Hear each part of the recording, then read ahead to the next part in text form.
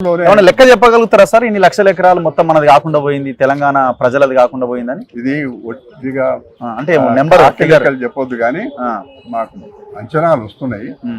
ఎందుకంటే మీరు చాలా పెద్ద పెద్ద హామీలు ఇచ్చారు, మీరు కూడా పార్టీలోనే ఉన్నారు కాబట్టి.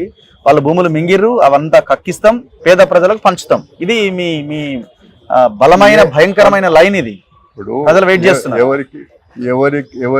ఎవరి భూములు అయితే అక్రమంగా భయపెట్టి తీసుకున్నారో వాళ్ళ భూములు వాళ్ళకి చెందటట్టు చేస్తాం.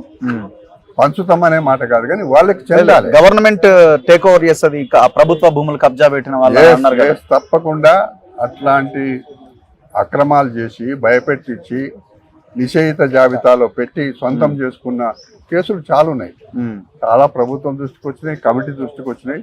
అవన్నీ కూడా ఇవి ఒక 2-3 రోజులలో రెవెన్యూ మినిస్టర్ గారికి కూడా ఆల్రెడీ మేము కొంత ఫీడ్బ్యాక్ ఇచ్చినాం. కాబట్టి మీ మీడియా ద్వారా ఒక్క హామీ అయితే తెలుసుకున్నాం. ఈ ప్రభుత్వం రేవంత్ రెడ్డి గారు ముఖ్యమంత్రిగా, రెవెన్యూ మినిస్టర్ గారు పొంగులేటి శ్రీనివాస్ రెడ్డి గారు ఇద్దరి బాధ్యత. ఆ బాధ్యత మేము తెలంగాణలో ఇప్పటికి జరిగిన అక్రమాలు కానీ అవన్నీ కూడా సరిచేసి అడ్మినిస్ట్రేషన్ సరి చేస్తాము, హక్కులు కూడా కల్పిస్తాం. మీరే చూస్తారు కదా, మీరైతే ఎప్పుడు ప్రజల పక్షాన నిలబడతారు కదా.